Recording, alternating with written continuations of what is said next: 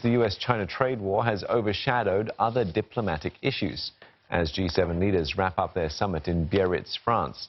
After a weekend of intense feuding and tit-for-tat tariffs, US President Donald Trump today tried to calm things down.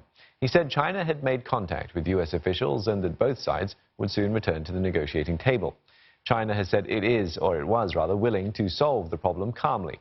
For more, let's cross over to Elena Casas in Biarritz, France.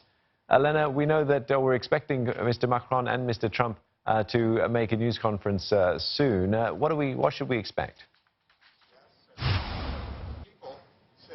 Yes, we are still waiting for that news conference, which is more than an hour delayed. But we are expecting them to talk about Iran, which has been a key focus for this summit. Of course, as the Iranian Foreign Minister Mohammad Javad Zarif flew in yesterday as a surprise guest invited by President Macron. Now, of course, the US President and the European leaders here remain miles apart on that issue.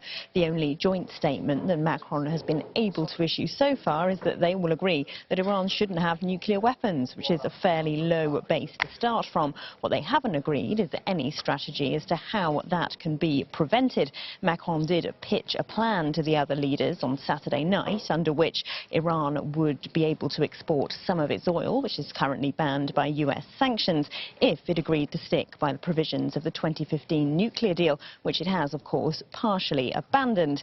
Now, Donald Trump did not agree to that deal, but he does seem to be, in some ways, opening up to possible dialogue on Iran. He didn't meet the Iranian foreign minister. No one from the American delegation did. But the fact that he was informed in advance of the visit and approved it, he has said that he did, does perhaps indicate some progress.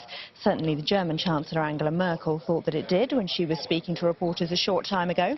And I do think that that news conference is just beginning now. I think the two presidents are coming in to that room.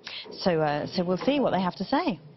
Elena, some analysts believe that the G7 has outlived its usefulness. What do you make of that view, especially given the global trade tensions? Well, the G7 is intended as a forum to bring the world's 7 most industrialized nations together and to help them arrive at common positions. Of course, if they find it very difficult to arrive at common positions on anything, then that creates a challenge of a new variety, particularly in the Donald Trump era, where, of course, the American president is in disagreement with the other leaders on almost everything from Iran to climate change. So for hosting President Emmanuel Macron, if he can get Donald Trump to agree to anything, then that counts as an achievement, and even smaller advances like the US agreeing to contribute to a $20 million fund for protecting the Amazon that was announced this morning can be counted as a victory. All right, many thanks for that. Elena Casas speaking to us from Biarritz, the G7 summit, and we know there that the two leaders, Emmanuel Macron and Mr. Trump, are now giving a news conference, and we will bring that to you later.